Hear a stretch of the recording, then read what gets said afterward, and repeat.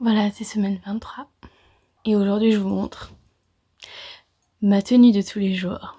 Jogging, bien large, exprès pour grossesse, parce que c'est le mieux. Un petit t-shirt bien large, une petite veste bien chaude et bien large. Coucou monsieur le chat. Donc voilà, aujourd'hui je voulais montrer que avoir une deuxième grossesse, donc ça veut dire ne avoir encore moins de temps qu'à la première grossesse.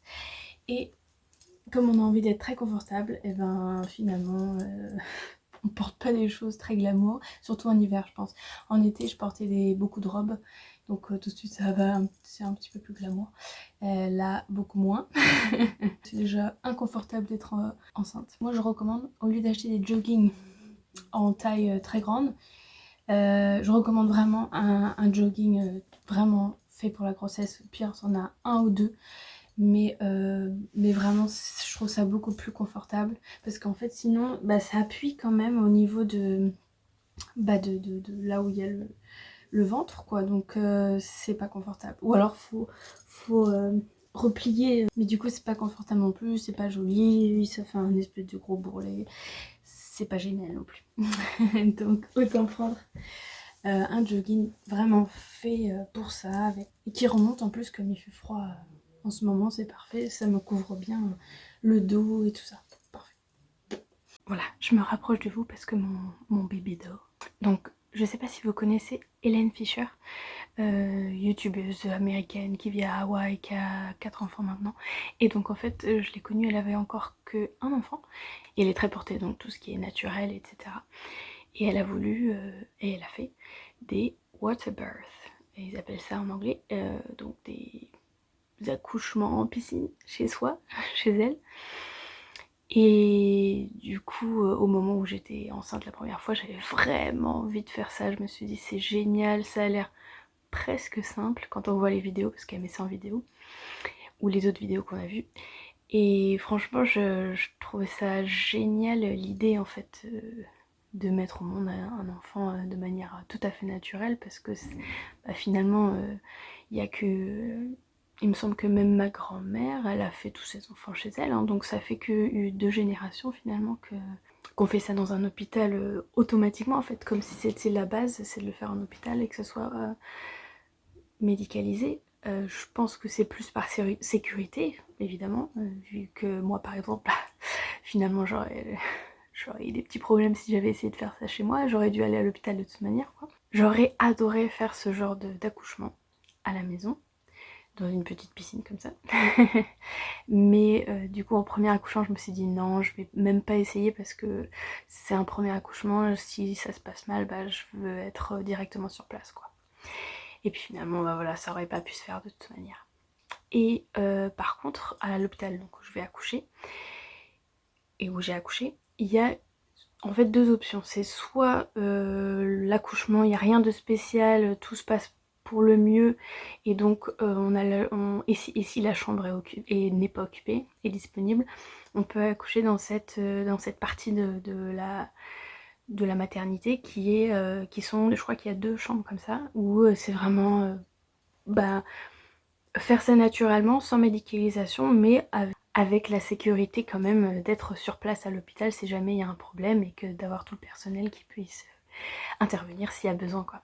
Ils proposent en fait des visites à l'hôpital pour voir un petit peu en amont quoi ça va ressembler, etc. Et comment sont les chambres. Et donc dans cette chambre il y avait un bain justement, il y avait une espèce de corde où on pouvait se tenir pendant les contractions, et donc voilà, il y avait cette option là. Et puis si jamais il y a un souci, on se déplace, on va dans une autre chambre, et là c'est beaucoup plus médicalisé et suivi.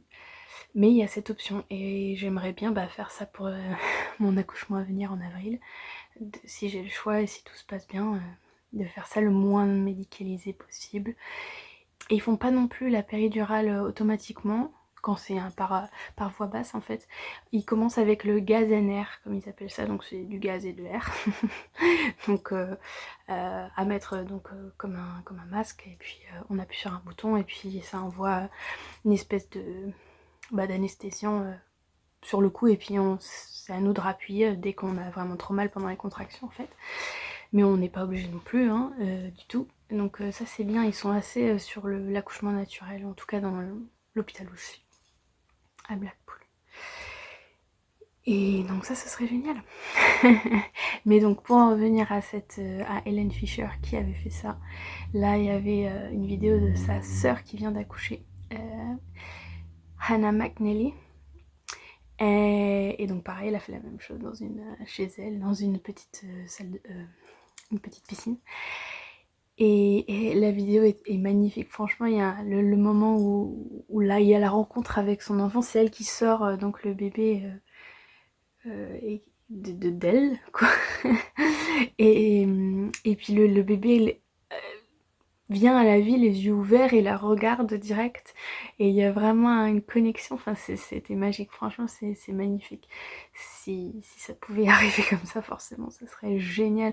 Ou ce genre d'accouchement qui se passe dans la voiture, plus ou moins rapide, mais très naturel, enfin comme si le corps était fait pour ça. Et théoriquement il est fait pour ça, c'est pour ça que c'est bizarre que d'un côté qu'on en vienne à faire toute cette médicalisation autour de l'accouchement. C'est de la sécurité, mais comme c'est trop un automatisme en fait d'aller au plus sûr au lieu de le prendre juste en backup, quoi, en plan B.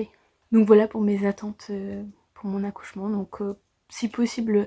Ah oui, ce que je voulais dire aussi surtout, c'est qu'à mon premier accouchement, j'avais toute cette idée sur je voudrais que ce soit comme ça serait bien, ce serait très naturel, je voudrais essayer sans péridurale, je voudrais que, tant pis si ça fait mal, du coup j'avais fait des séances d'hypnobirthing, je sais plus si j'en avais parlé. Donc c'est de l'auto-hypnose sur soi-même pour gérer la douleur au moment des contractions et tout ça. D'ailleurs ils appellent pas ça contraction, ils appellent ça des vagues. Mais ça m'avait vraiment aidé au niveau de... pour avoir l'impression en tout cas d'être prête pour l'accouchement. Pas que j'avais peur, mais quand même j'avais l'impression d'être prête. Et ça c'est important parce que j'étais confiante. Et ça c'est important je pense. Et donc par contre pour ce deuxième accouchement à venir, en fait je m'en fous. Je m'en fous de comment mon bébé arrive au monde presque. Du moment qu'il est pas... malmenée, quoi, c'est la seule chose. Je m'en fous d'avoir une péridurale, je m'en fous si c'est déchiré d'un côté, enfin, j'espère pas évidemment, je vais tout faire pour pas d'avoir d'épisiotomie ou de déchirure, mais en fait, j'ai pas de plan vraiment, j'ai pas envie d'avoir d'attente vraiment, je veux juste mon bébé, je veux que mon bébé soit en bonne santé et être moi en bonne santé, c'est tout ce qui m'importe cette fois. Peu importe comment on se rencontre, ça sera beau de toute manière. J'ai hâte de le rencontrer. Ça c'était tout pour mes préoccupations de semaine 23. Et on se retrouve à semaine 24. A plus.